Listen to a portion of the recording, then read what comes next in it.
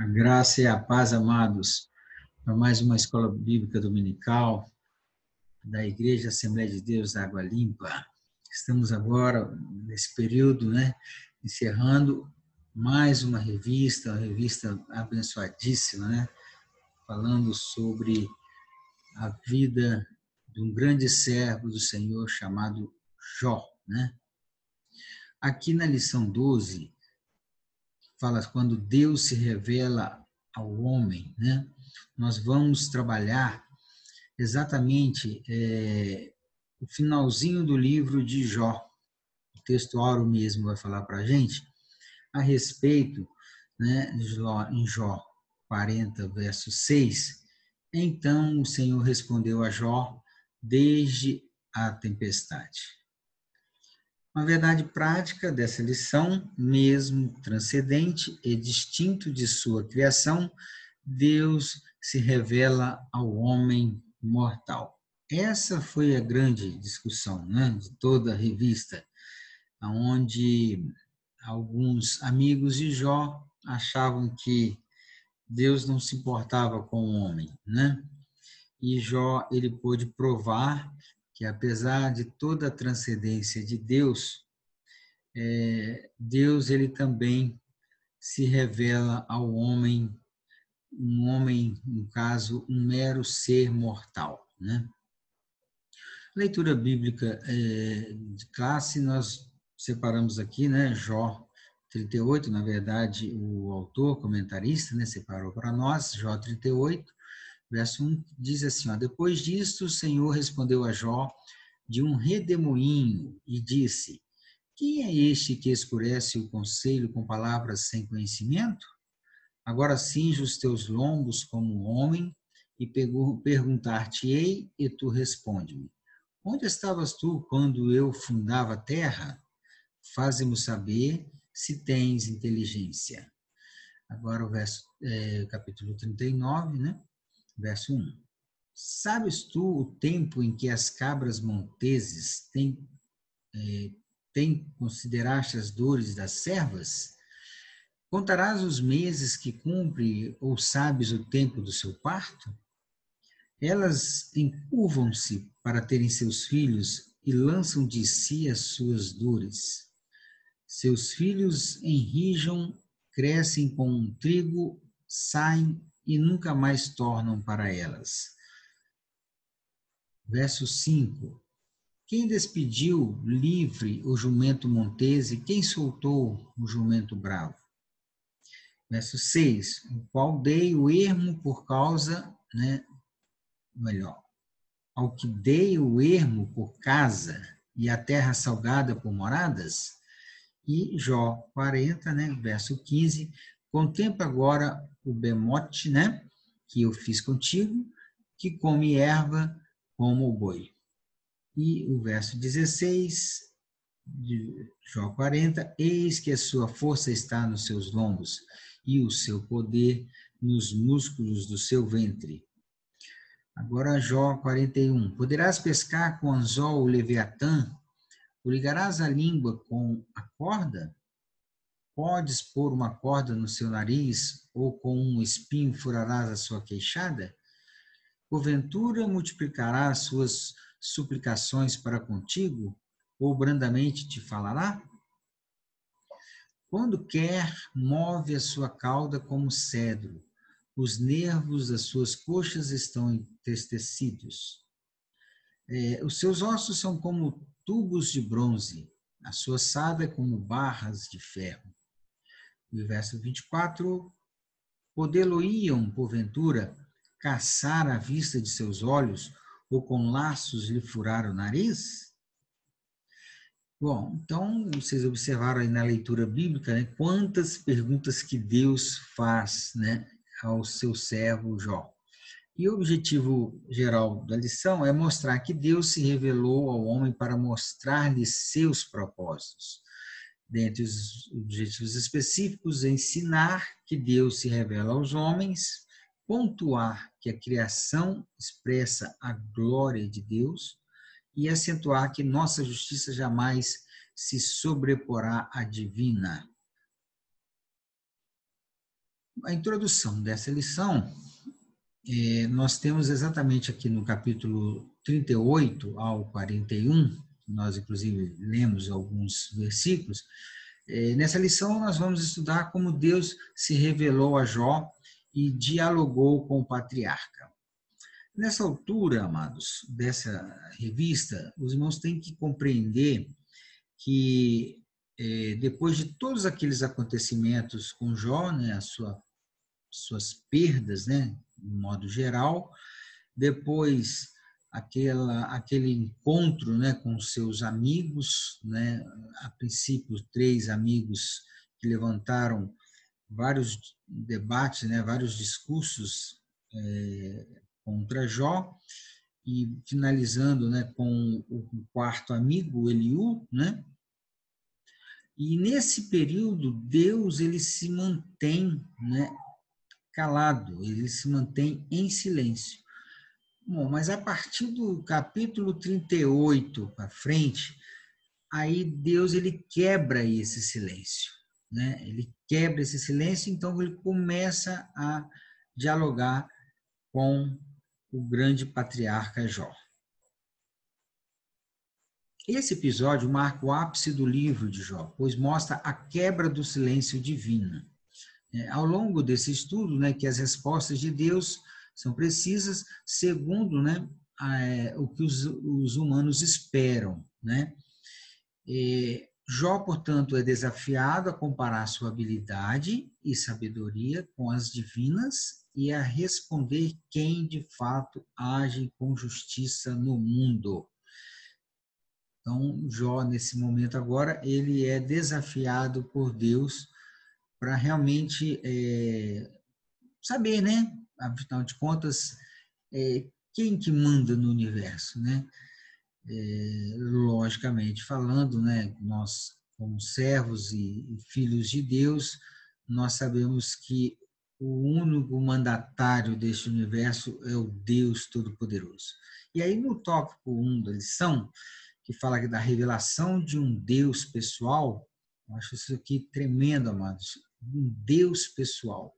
É esse Deus que nós servimos, um Deus pessoal, aquele Deus que está aqui ao nosso lado, está aí do seu lado, está exatamente na caminhada de cada filho, de cada servo deste planeta. Esse é o Deus verdadeiro, esse é o Jeová, esse realmente é o Deus Todo-Poderoso. E o Deus que tem voz, né? O Altíssimo havia falado nos 2 primeiros capítulos, mas essa fala era totalmente desconhecida por Jó e seus amigos ao longo do livro. Assim, até o capítulo 37, né, muitas falas sobre o próprio Deus, né? Aí aqui tem a figura, né? Deus, Deus, Deus, Deus, né? Vários chavezinhas aqui de Deus, né? Jó falou, sua mulher e seus amigos falaram. É interessante aqui, que aqui aparece também, né? A fala de sua mulher, né? Que simplesmente ela não fez nenhum discurso, né? Ela só apenas abriu a sua boca para pedir para que ele amaldiçoasse o Deus dele, né? Depois ele pedisse a morte. Então, aqui também entra a fala de sua mulher. E os seus outros 4 amigos, né, bastante conhecidos dos amados, durante todas as lições da revista aí que nós estudamos. Todavia, Deus, né, mesmo durante todo esse período, né, de silêncio, né, ele estava o tempo todo presente, mas sem dizer nada a Jó, né, e resolveu então quebrar o silêncio. Depois disso, o Senhor respondeu a Jó de um redemoinho. Tá? Algumas versões assim mais atualizadas fala até a respeito de esse redemoinho aí ser considerado uma tempestade também, tá? Está registrado lá em Jó 38:1. Bom, no item segundo né, do primeiro tópico, a poderosa manifestação de Deus, é importante, amados, que os irmãos entendam, né? Inclusive a cena, sem dúvida, é impactante, parecida com a da pesca maravilhosa, né? Está lá registrado em Lucas 5, 1, 11. Essa pesca maravilhosa, os amados lembram, né, a respeito de quando Pedro, né, ele voltou a lançar as redes e praticamente o barco saiu abarrotado de peixes, né? Isso só por causa, né, das palavras que Jesus proferiu, né, para que ele voltasse a pescar e trouxesse bastante peixes.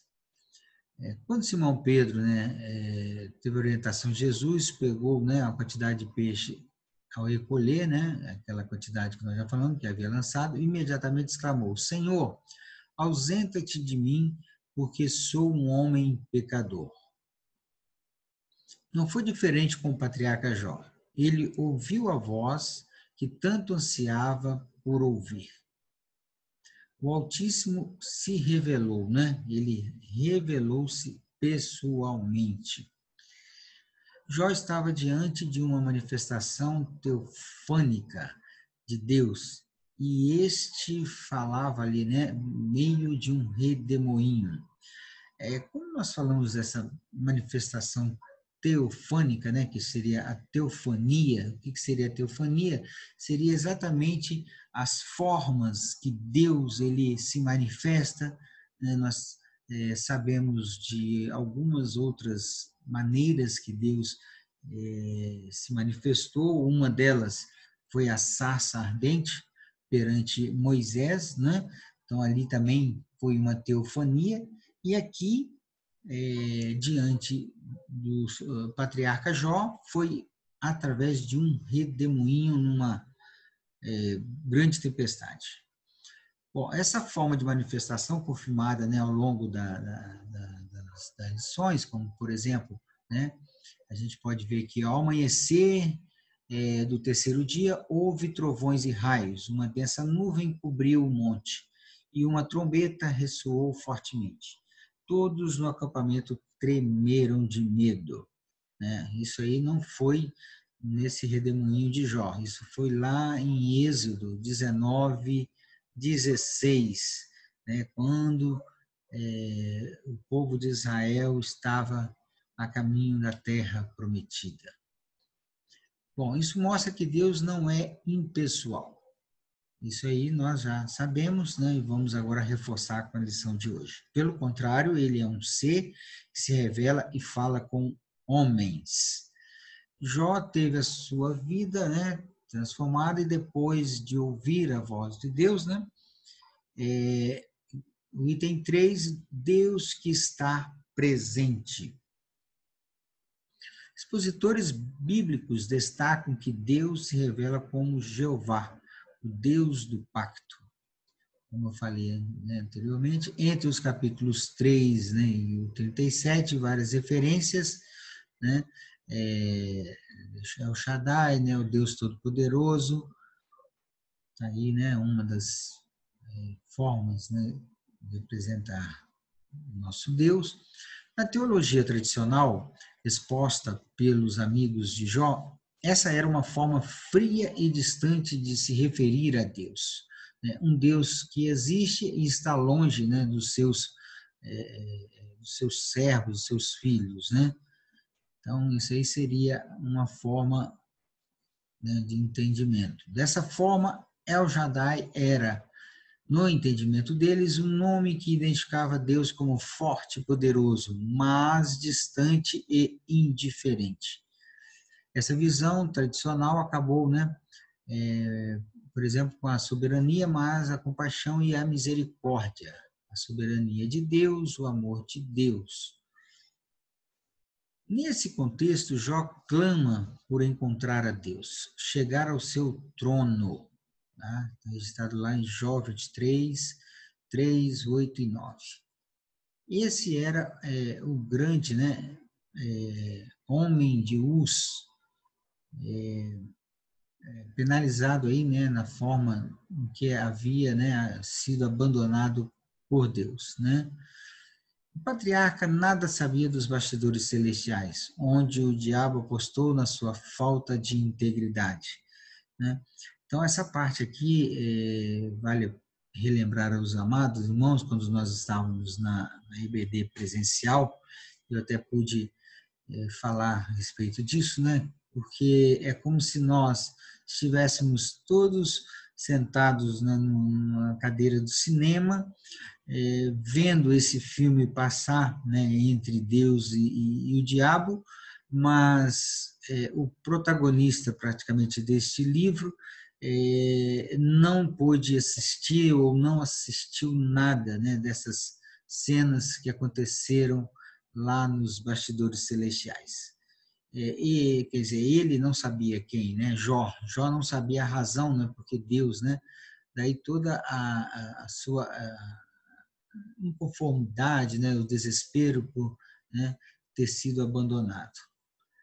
Para ele, o Criador se escondeu para não ouvir sua defesa.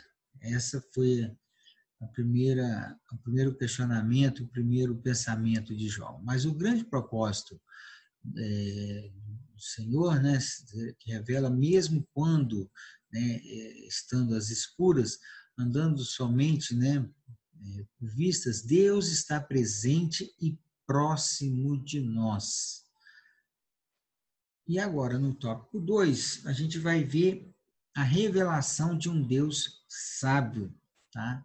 Isso é muito importante também, além de nós sabermos que é um Deus pessoal, essa revelação se dá através de um Deus muito sábio, né? E na mecânica celeste, no item 1, né, do tópico 2, Deus convida Jó a contemplar o universo e vê-lo como funciona, né? Isso aqui, amados, é muito assim, algo esplendoroso. Eu acredito que quem tem oportunidade de estudar um pouquinho, né, de astronomia, um pouco mais sobre o céu, realmente é algo muito fantástico de ser vislumbrado, né, de ser praticamente apreciado pelo ser humano, né? E há uma mecânica celestial onde os fenômenos naturais, né, que davam toda a garantia de sua perfeição, né? O Criador desafia Jó a contemplar tudo isso e ver como o seu funcionamento harmônico atende a um propósito superior, né? Então, essa parte aí é interessante, porque Deus, ele, ao se aproximar de Jó e ele quebrar esse silêncio, ele começa a mostrar para o patriarca, né, que tudo está sob seu controle e de uma forma bem harmônica, né? De fato, né, o salmista mesmo também fala a respeito disso no Salmo 19, né? Os céus manifestam, né, a glória de Deus e o firmamento anuncia a obra de suas mãos. O salmista já falava, já confirmava tudo isso lá no Salmo 19. Jó se comportara como um grande sábio, mas Deus mostrou-lhe que ele nada sabia. Então aqui vem mais uma vez, né, a prova de que o homem ele é limitado, né? E nosso Deus, pelo contrário, ele é um Deus imutável, né? Um Deus que não muda, né, em circunstâncias nenhuma. Por isso o Criador, né, faz Jó também contemplar o mar, né? Está lá em Jó 38. E ele nada sabia da origem dos oceanos, né, vamos dizer assim, até mesmo do sistema solar, menos ainda das dimensões da criação, né? Então, realmente, como nós, seres humanos, né, nós somos extremamente limitados para conhecer, né? E até mesmo com todas as tecnologias hoje avançadas no sistema, né? Para identificação de novos elementos químicos e até mesmo na identificação de novos planetas, novos corpos celestes, mas como ainda estamos bem aquém, né, em relação ao que existe realmente, não só no universo, como também aqui no nosso planeta, né? Bom, no item 2, do tópico 2 também, na dinâmica da vida, se Jó nada sabia sobre a ordem da criação, muito menos, né, sabia sobre a providência divina para mantê-la. E aí lá em Jó 38, 39, 41, é você que caça a presa para a leoa e satisfaz a fome dos leões, quando se agacham em suas tocas ou ficam à espreita no matagal? Quem dá alimento aos corvos quando seus filhotes clamam a Deus e vagueiam por falta de comida? Né? Então, aqui agora, Deus apresentando, vou falar aqui de uma forma pejorativa, como se realmente ele fosse um biólogo. Né? Agora ele está apresentando aqui, né, a parte da zoologia, né, que é a parte que estuda os animais, né? E aí aqui Deus aparece aqui falando a respeito dos animais. Jó deveria ser capaz de responder as seguintes questões: como veio a existir a criação? Como ela está presa, né? Saberia Jó explicar como Deus faz para alimentar os leões e os seus filhotes? São perguntas atrás de perguntas. Como as cabras monteses, né, conseguiam dar cria a seus filhotes e protegê-los dos predadores? Outra pergunta, e aí vai uma bateria de perguntas, né? O cavalo de guerra, né? O avestruz, né? Aí tem aí também o corvo, a águia, né? Se não me engano. E sobre o jumento e o boi selvagem, a águia, né?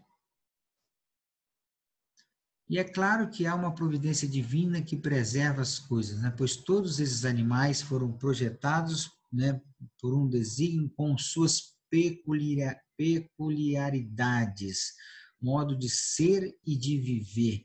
Exatamente, ou seja, cada animal desse é singular, né, perante o Criador. Se Jó não sabia como explicar como eles viviam e se comportavam, o que o levava a pensar que poderia discutir com Deus de igual para igual? Essa aqui, amados, é realmente, né, uma pergunta assim que realmente deixa assim qualquer um sem palavras, né, sem palavras. E era a hora, portanto, então, de reconhecer, né, e se humilhar diante, né, do Deus divino, né? Na necessidade de se conhecer melhor a Deus, tá? Agora, nesse tópico, a gente vai ver como é importante conhecer a Deus exatamente nessas necessidades que nós enfrentamos no dia a dia. Era preciso que Jó contivesse seu orgulho, então isso aí era muito importante, isso é muito importante, por quê? Porque nós, como seres humanos, temos essa tendência, né, para sermos orgulhosos, e aqui então Deus ele tenta baixar a bola de Jó, né, para que Jó não fosse orgulhoso. E de fato ele falou muito, né, sobre Deus, mas ignorou, né, não o que sabia acerca, né, desse Deus Todo-Poderoso. A revelação de Deus sobre a mecânica celeste e da vida não foi uma censura à integridade e sinceridade do patriarca. Aqui, amados, agora é importante a gente entender o seguinte: quando os amigos vieram, né, questionando e culpando Jó, né, praticamente julgando, né, apontando o dedo para ele como se ele tivesse realmente cometido um grande pecado, né, e muitas vezes esse pecado poderia estar encoberto, né? Deus aqui ele vai apresentar, né, toda essa mecânica, né, celestial, toda essa mecânica também da própria vida que acontece no planeta Terra, não para censurar, tá? A integridade e a sinceridade de Jó. Pelo contrário, ele vai exatamente para mostrar como que é possível ter esse relacionamento, né, amigável, amoroso entre o Deus Todo-Poderoso e o ser humano, né? Aos olhos de Deus, né, ele coloca o homem como justo e íntegro, né, na sua humildade, pois agiu de forma, né, a questionar a majestade divina. Né? Isso Deus apresenta a respeito de Jó, que ele estaria todo o seu direito de questionar o que estava acontecendo com ele, né? Cada contorno da criação, cada formação de uma vida, né, e a preservação da criação é Deus dando-se a conhecer ao ser humano, né? Isso é tremendo, amados, né? Cada situação que aparece, nós estamos vendo ali, olha, a formação, né, de uma criança, a formação do feto, aqui, né, do lado direito, exatamente a germinação de uma planta, né, que sai primeiro inicialmente de uma semente, né, depois torna-se uma planta adulta, né? Então, cada situação dessa aí mostra exatamente, né, o conhecimento do Deus que nós servimos. E no tópico 3, nós vamos ver a revelação de um Deus poderoso e justo. O Beremote, né, e o Leviatã, tá no item 1 do tópico 3, nós temos o seguinte: nos capítulos 40 e 41, Deus faz referências a duas grandes criaturas. Veja o bemote que criei quando criei você e que come de capim como boi. Você consegue pescar com anzol o Leviatã ou prender sua língua com uma corda? Né?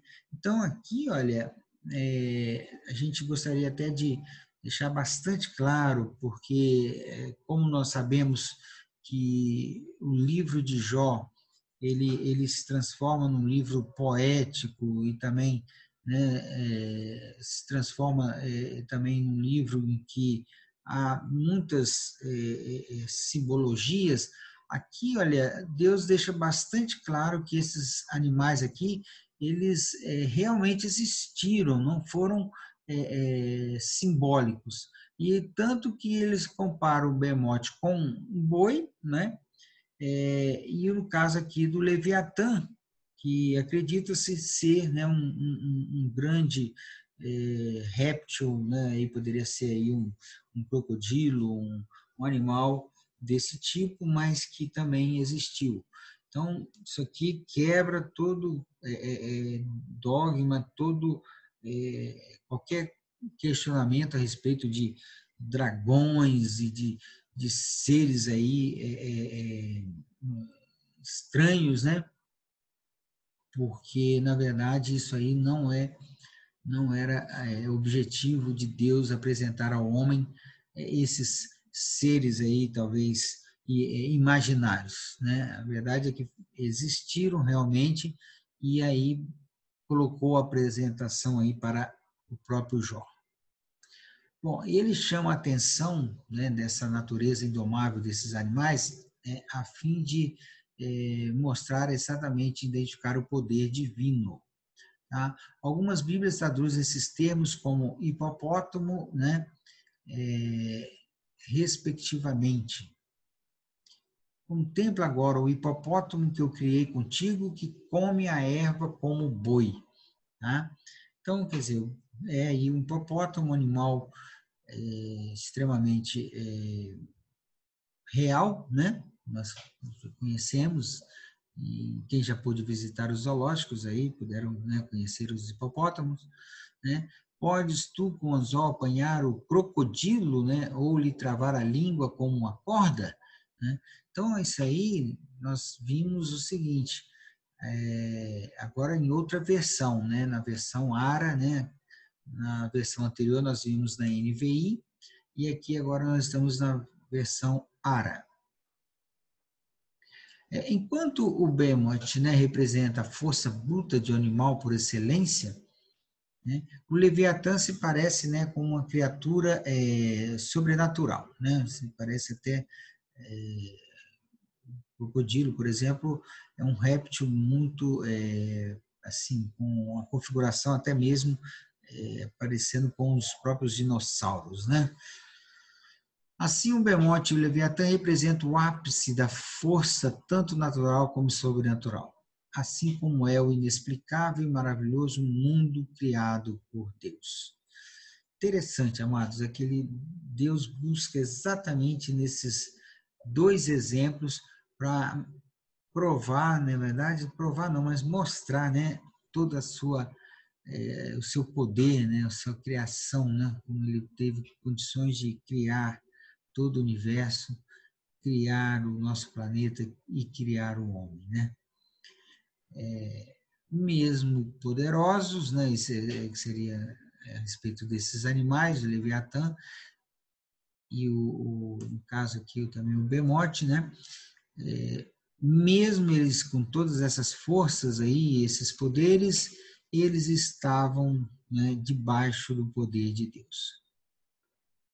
Bom, no item 2 do tópico 3, justiça e graça.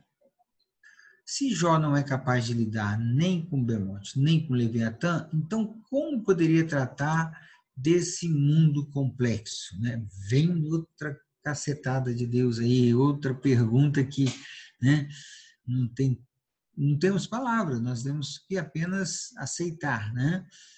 E ele agiria com justiça, né, para todos os complexos dilemas da vida, né? Deus deseja mostrar a Jó o seu erro ao dizer que o Criador não havia sido justo com ele, nem com o ímpio, né? Então, lá em Jó 6:29, para a gente relembrar, reconsiderem a questão, reconsiderem a questão, não sejam injustos, tornem a analisá-la, pois a minha integridade está em jogo, né? Então, aqui é só para os amados relembrarem que nós já estudamos isso lá no capítulo 6, né? E nesse sentido, Jó, ele trata como um mundo, né? De uma forma que melhor que Deus, como indiretamente a entender nas suas argumentações. Ele não era capaz de domar sequer duas criaturas criadas por Deus. Então, isso aqui foi exatamente o que Deus apresentou para ele, né? Inclusive agora está aparecendo aí essas figuras enigmáticas aí, né? Mas isso é apenas uma ilustração, tá, amados? Só uma ilustração. Logo, jamais poderia ser, né, capaz aí, né, de, vamos dizer assim, vamos dizer, de certa forma, justo, né, o próprio Criador e auto se justificar, né, que Deus é justo. Só a graça de Deus poderia justificá-lo. Essa parte aqui é importante que a gente tenha esse conhecimento. Ele dependeria somente da graça divina. Então, é somente pela graça, amados. A gente bate sempre aí nessa tecla. Se nós estamos aqui hoje, se nós estamos aí, né, vencendo aí essa pandemia, se nós estamos passando aí por essas lutas e obtendo vitórias, é só pela graça divina. Amém? Bom, se não há nada, né, que possa o ser humano fazer diante, né, do Deus Todo-Poderoso, lá em Efésios 2:8, né, a palavra de Deus diz o seguinte: pois vocês são salvos pela graça, por meio da fé, e isso não vem de vocês, é dom de Deus. Então aqui o apóstolo Paulo deixa bastante claro aqui, tá? A respeito da salvação. A salvação é somente pela graça, tá? E isso não é uma aquisição nossa, né? Ou seja, como se fosse mérito nosso, né? Ou seja, isso é um dom que Deus deu ao homem para que o homem viesse a ser salvo e salvo pela graça. E para nós concluirmos, amado, então, a revista desse trimestre, chegarmos aí ao final dessa caminhada, que foi extremamente proveitosa. A gente vê aqui nessa conclusão, né, dessa lição, que neste estudo mostramos como Deus se revelou a Jó de uma forma maravilhosa. O que Jó tanto desejava finalmente aconteceu, o encontro com Deus. Este se revelou a Jó não para recriminá-lo, mas para revelar-lhe o quão imperfeito ele era e o quanto conhecia pouco acerca da majestade divina. O Criador mostrou a Jó que, apesar de seu silêncio, ele sempre esteve presente e no controle de todos os acontecimentos,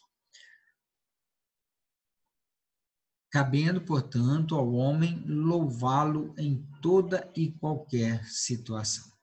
Então, nós encerramos aqui esse trimestre, encerramos essa revista e deixamos aqui para os amados exatamente esse finalzinho aqui. Olha, o que nós podemos tirar de lição desse exemplo, né, desse patriarca chamado Jó para as nossas vidas? Cabe, amados, somente agora ao homem, ou a nós, ou, né, a você, ou aqueles que ainda irão aceitá-lo, né, que nós continuemos a louvar a Deus em qualquer situação, com pandemia ou sem pandemia, com mortes de parentes, com mortes de amigos, ou com situações na família, ou seja, não importa o que nós viermos a passar, o que nós precisamos entender é que nós devemos continuar louvando e adorando esse Deus maravilhoso, porque Ele está no controle e sempre esteve no controle de tudo. E nós sabemos que Jesus, Ele está voltando. Então, nós temos que estar preparados.